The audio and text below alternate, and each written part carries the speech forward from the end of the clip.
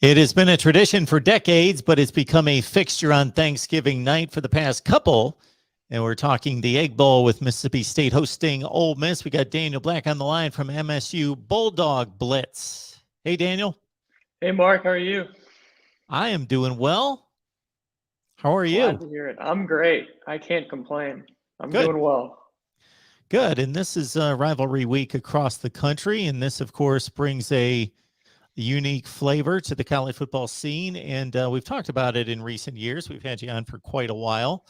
Just that I think whoever is responsible for bringing this game to Thanksgiving night, that was a good move to separate it from the rest of the games on Saturday that are going to gain so much attention across the country and make this viewing for the college football fan, regardless of who your fan base is, to get rivalry weekend started. And basically the nation is the Bulldogs and the Rebels. Yeah, that's right. I mean, Mississippi State and Ole Miss are traditionally sort of bottom of the barrel in the SEC, particularly the SEC West. This year's a bit different, this year we've got two good teams. Ole Miss probably going to be in the top 10 in the playoff rankings. State's going to be hovering around that 25 number. And it's even when State and Ole Miss are traditionally down in records, it's going to be the only Thursday night college football game. The 2019 Egg Bowl, when Elijah Moore hiked his leg, probably would not have gotten nearly the amount of attention that it would have had it been on a Saturday. But since it was on Thanksgiving night, it blew up everywhere. I think the game was on Thanksgiving back in the late 90s and the 2000s when Jackie Sherrill and Tommy Tuberville and David Cutcliffe were coaching. So this is sort of a nod back to those days. I mean, there have been some classic games in this rivalry on Thanksgiving, and this year there's a bit more excitement with two nationally recognized coaches and two good teams. Yeah, I was actually covering both teams when they moved the game to Thanksgiving and covered the first Egg Bowl on Thanksgiving night. And we did a big pregame, 1 hour pregame special. So it was quite the big deal. So here we are 20 some odd years later. And as you mentioned, even beyond the records, if you really look into the quality of play from these two teams, of course, we focus on Mississippi State here. This team's a couple plays away from being 10-1. Absolutely. LSU, take away maybe one or two of Mississippi State's turnovers in the first quarter, take away one or two of LSU's big explosive touchdowns. That's a win. The punt return touchdown against Memphis, that should not have been a punt return touchdown, then you've got to win.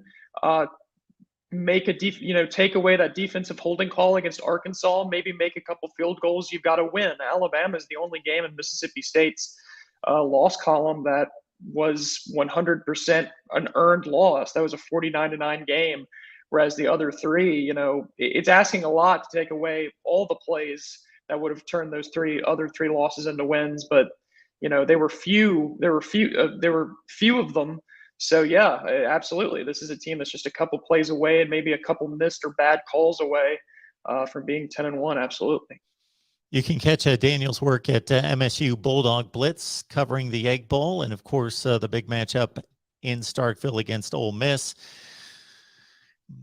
I think more so than any other sport, much of what we talk about and what we perceive to be true in college football has to do with what was talked about for the entire offseason, that it lingers into the season, and it's hard to break people's perception of whatever they thought was supposed to be true.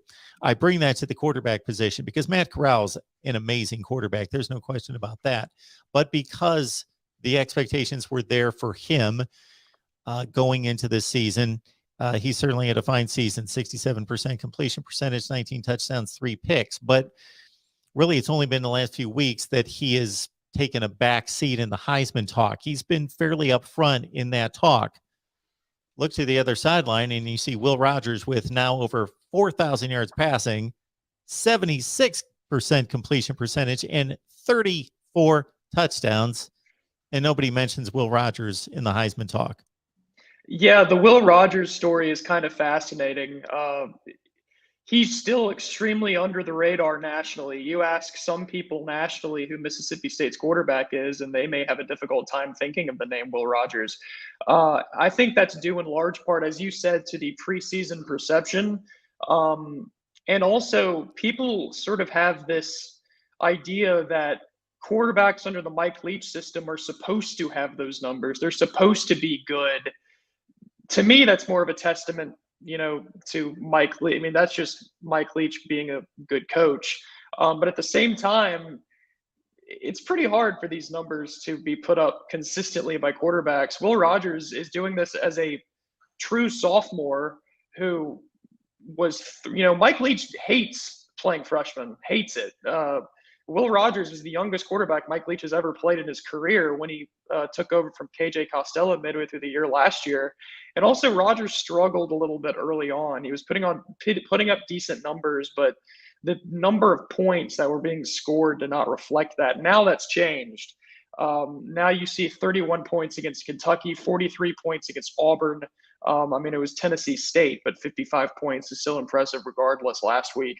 So there's been a little bit of discussion, of course, in the state of Mississippi. There's the Connerly Trophy, which is given to the best player in Mississippi, which Matt Corral will probably still receive it and has been a shoo-in to receive it since before the season started. But, if there's anyone who's given him a run for his money in terms of receiving the Connerly or any other national accolades, it's Will Rogers. He's definitely been under the radar. It's sort of similar. In 2015, Dak Prescott came into the season, his senior season, with all the preseason hype. Whereas on the other sideline at Ole Miss, Chad Kelly was putting up better numbers than Dak Prescott was, but Prescott was the one receiving all those accolades, due in large part to the fact that he already had them going into the year. So it's sort of similar this time around, and it'll be fascinating to see how Will Rogers, because Will Rogers is someone who thrives with a chip on his shoulder. So if there's still going to be a chip on his shoulder this coming week, which I'd imagine there is, it'll be fascinating to see how he performs. And I just double checked, but I'm also proud to say that I was covering Ole Miss and Mississippi State and down there in Mississippi when the Connerly Award was first presented in 1996. There we go. Connections everywhere. There it is. So Mekhi Polk, obviously, when the quarterback has that type of production and puts those type of numbers together, then there's going to be somebody on the receiving end and multiple players. Mekhi Polk could have 100 receptions this season by the time we're all said and done. Yeah, against Tennessee State, Will Rogers set multiple Mississippi State single-season passing records for yards and touchdowns. Mekhi Polk also, I believe, tied the single-season touchdown receptions record in Mississippi State, tied Fred Ross, I believe. So yeah, he's someone who was a transfer from Cal.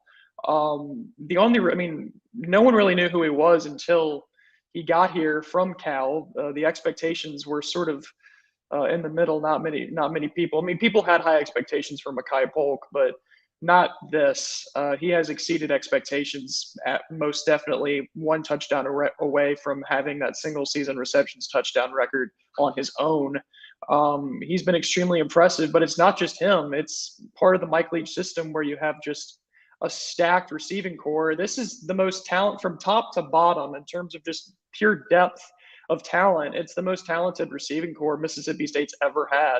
You look at Mekhi Polk, you look at Jaden Wally, you look at Malik Heath, you look at Alston Williams, you look at Jameer Calvin. I can continue. Ra Thomas is someone who no one barely even heard of before the season, and he's a substantial contributor. And there are two players who are walk-ons, J.J. Jernigan and Christian Ford, who are now scholarship players because of their performances this year.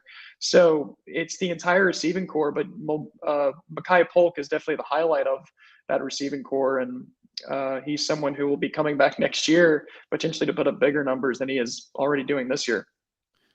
The Egg Bowl is coming up, folks, on Thursday night. It's a tradition on Thanksgiving, the only college football game in the country. Ole Miss, Mississippi State, the Rebels are 9-2, fringe top 10 team in the country, as Daniel said, probably will make their way into the top 10 in the latest college football playoff rankings that are about 24 hours away from this recording, and Mississippi State holding steadfast in the top 25 as well after another win at 7-4.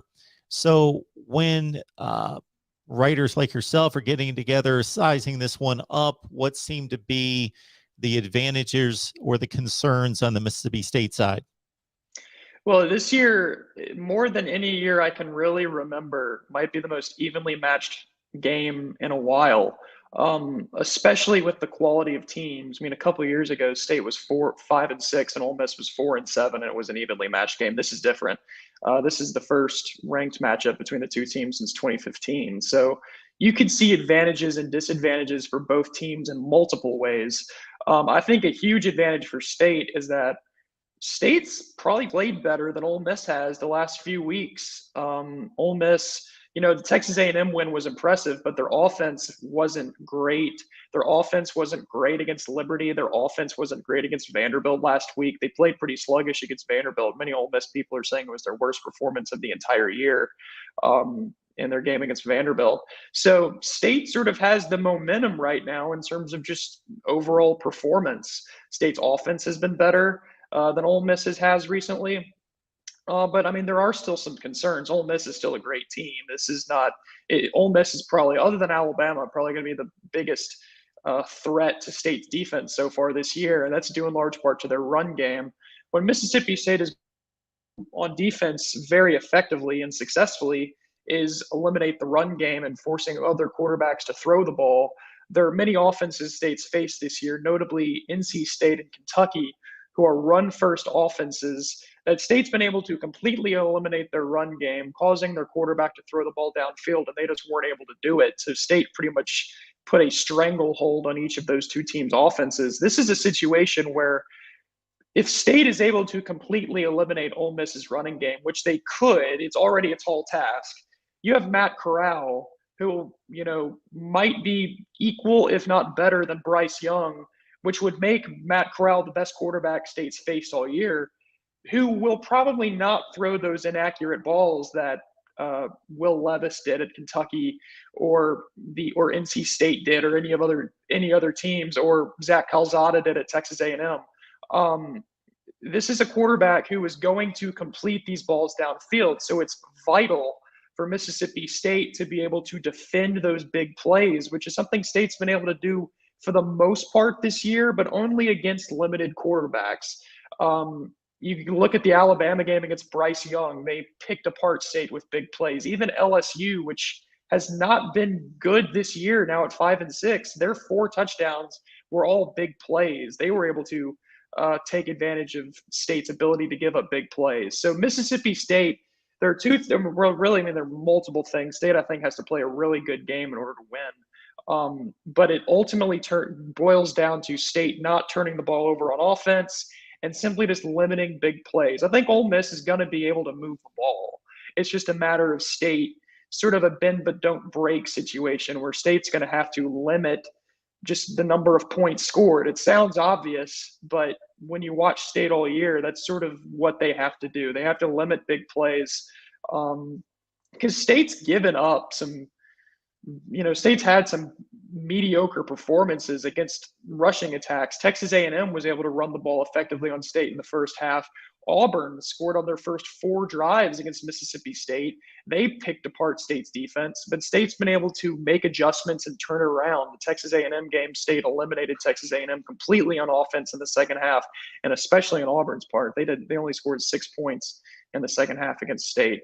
So it's going to be fascinating. Ole Miss's defense has also improved, but I think State's offense has been consistently successful recently. I think State's going to be able to put up points. I don't know how many points, but ultimately State's going to have to limit those big plays that Ole Miss is going to make. I think they're going to be able to hit on some just because of the overall talent of their offense. It's just a matter of how many.